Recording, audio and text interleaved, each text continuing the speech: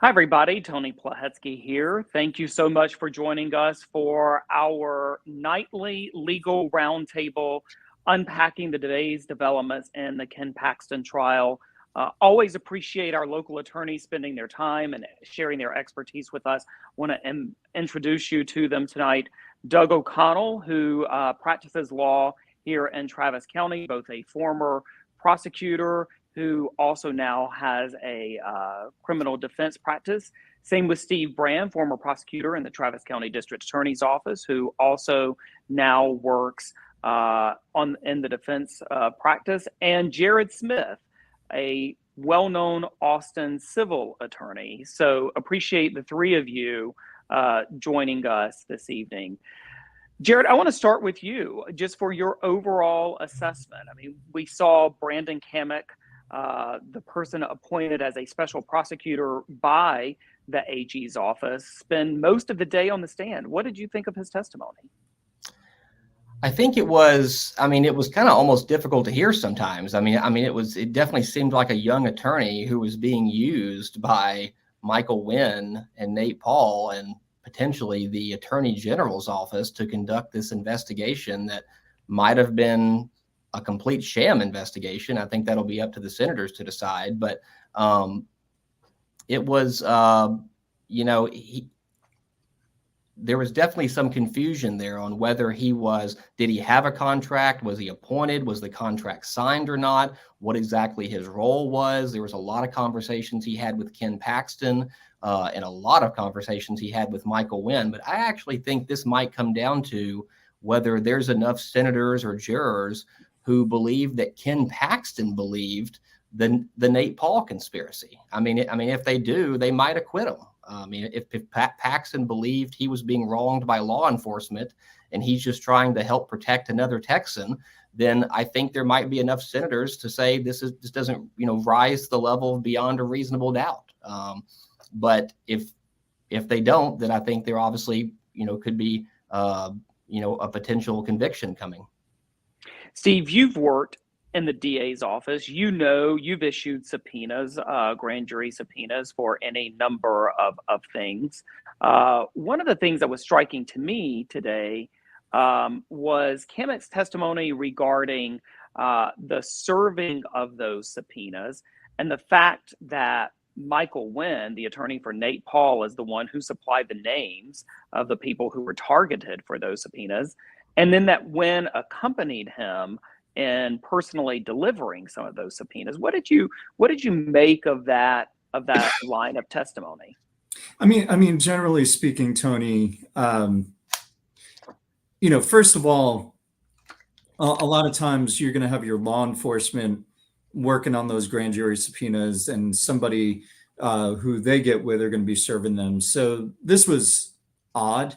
If you have a complaining witness or a victim in a case, if you're giving Paxton the benefit of the doubt, you're saying, well, maybe that victim did say, hey, law enforcement missed these witnesses and I need these witnesses investigated by the grand jury, or these witnesses have materials that the grand jury should have, or we should have in this investigation. Where that just kind of doesn't pass that smell test is when you have, let's say, that victim saying, oh, and I want to go around and serve it with you, or the victim's attorney, let's say. That just doesn't happen. It kind of goes into what Jarrod was saying there, where you have Cammack testifying and it's like, yeah, well, did Ken Paxton believe, what his friend was saying? Well, the thing is, you come down to maybe, but then you get into, then why are you having these like this meeting at Starbucks away from the office? Why, are all these abnormalities happening where you're hiring somebody to begin with that doesn't have any prosecutorial experience? So yeah, you need to look at the circumstantial stuff to get to where you're going. So it's kind of like, no, we didn't see this man killing this other man, but we did see him burying the body. So why is that happening? Why is that so abnormal? Yeah, to you, Doug, what did you make of all of these things that Cammack was not only testifying to, but I'm interested, Doug, particularly in the cross-examination of Cammack and whether or not you think any punches were landed in terms of the cross. Yeah, so I think this is great political theater. And by that, I mean it's entertainment. Keep in mind that at the end of the day, what we're talking about is whether or not an elected official gets to keep their job. And so it's a little bit difficult for me to take this too seriously because, being a criminal law practitioner, we're dealing with real issues every day where people have much more than just their job at stake.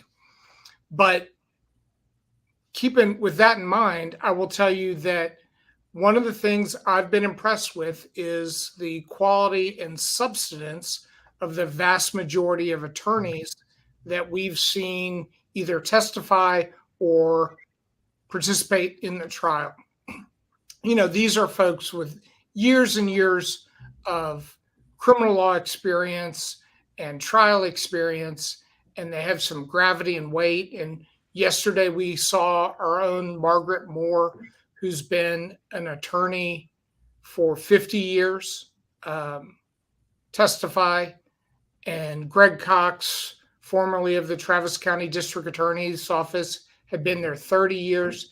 These are all folks with tremendous experience. And when you compare that to this young man, Cammack, it kind of begins to make sense why they picked him to be the special prosecutor.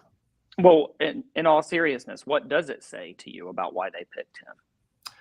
I think they were looking for somebody who would take the job when all of the other more experienced prosecutors or former prosecutors said, no, this isn't appropriate, or there's too many red flags here.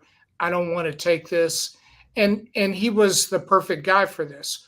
Seemingly a nice guy, seemingly hardworking, competent, consistent with his level of experience, which wasn't much at that time.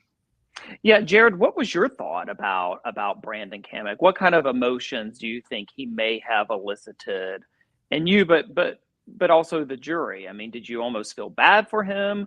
Did you feel like he was a pawn in this? What sort of was your reaction to him? I definitely seemed like he was a young man who was just trying to make a name for himself, and he gets a call from the elected Attorney General of Texas. And I mean, how do you pass up that opportunity? I think he was probably confused as to why he was getting the call. But I think he definitely probably elicited some emotions from the jurors. But I would, go back to what Doug was saying. This is political theater, and it's a political process. Yes, it's a beyond the reasonable doubt standard, but the defense only needs to switch a few senators in order to avoid a conviction. I think about 6 to 8 senators on the motions to dismiss, was already for a motion to dismiss. So they only need to switch a few more people. And I really think this could come down, of course, to politics, number one, but whether they believe has the Attorney General completely drank the Nate Paul Kool-Aid, or is he being blackmailed? I mean, that's kind of what this comes down to. And if some senators think, well, maybe he did drink the Nate Paul Kool-Aid, so he didn't want to listen to his senior staff, but he has the right as the Texas Attorney General to go appoint whoever he wants to as a special counsel. You may not like it. They may not have liked it, but they're the subordinates. I think that would be left up to the voters, some may say, or is he being blackmailed? But where is the smoking gun? Yes, there's circumstantial evidence at this point. No doubt there's a lot of stuff that stinks. There's a lot of smoke. It looks really bad, but we haven't seen the fire yet, in my opinion. Yeah, I wanted to ask you about that, Steve, because we're now, the clock is ticking. This is not a trial that has an infinite amount of time. As you sort of assess more broadly this picture, I mean, do you think the House impeachment managers have successfully delivered their case, or not? I mean, they are running out of time. Yeah, I mean, look, I have not listened to all the testimony, so I always defer to the people who have. Um, and I've spoken with. I even when I was a prosecutor once had a criminal defense attorney on my jury, and people thought I was crazy. And I was like, you know what? I just think that attorney was going to do the right thing, and that attorney did. That attorney voted in our favor, and I'm hoping that these individuals actually try to put politics aside and act more as jurors, as they're kind of tasked with here, and they actually look at it and see the case for what it's worth. Now, in terms of a smoking gun, no, you might never have that, but you don't have that in most criminal cases. You don't have that smoking gun, and you have to follow the trail of what's going on here. Like I said, I'd agree that maybe he believed what Nate Paul was saying, but there's a lot of improprieties here you have to overcome. I mean, first of all, the nature of the relationship between the two, you can't just overlook that. So once you get past that, then you start getting into, well, you can't ignore Cammack. It's like, why is this guy doing this? Why are we picking somebody with 5 years of experience to do this? Why are we even the ones looking into these federal officials? Why, did anybody, and I don't know because I didn't see all of it, but did anybody go to the office of the inspector general or somebody higher up in the federal system to say, hey, this is on you, you need to look at this? And then, in the end, the way they just dismissed Cammack, where basically he winds up paying $14,000 for a pumpkin latte at Starbucks, is basically the way he winds up working out. I mean, you feel for the guy. Yeah, it was a very expensive pumpkin latte. Doug, what in your mind do the House, and I hear sort of Doug's overall perspective, which is that they can put on the best case possible, but this is largely driven by politics. But Doug, taking as best we can, stripping politics out, looking at this purely on a fact basis, what in your mind does the House need to deliver in their dwindling time? Yeah, so I don't have a good answer for that, but I have an interesting idea. Maybe, we haven't heard from Mindy Montford yet, local attorney, former first assistant district attorney at Travis County, well respected attorney here in our courthouse by generally everyone.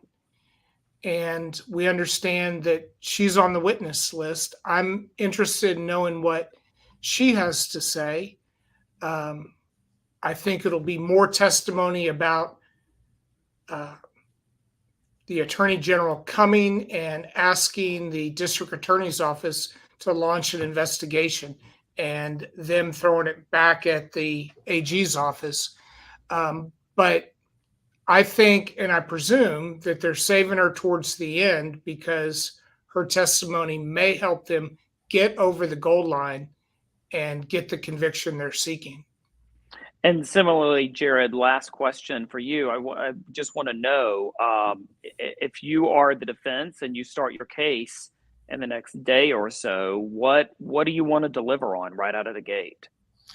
Well, I mean, I think you just want to keep hammering away at what you've been doing on Cross, that there is no smoking gun. I mean, this is, General Paxton had the authority to appoint whoever he wanted to, and it's up for the voters to decide. It's not up for the, senators to decide. That there was no improprieties that was happening. And yes, there might have been a $25,000 donation, and yes, he might have had some conversations with Nate Paul, and, he believes that he was also under federal investigation and couldn't trust the feds and couldn't trust DPS and a bunch of other people. So, I think they just want to keep hammering away that Ken Paxton believed this. He believed in potentially this conspiracy that Nate Paul was spewing out.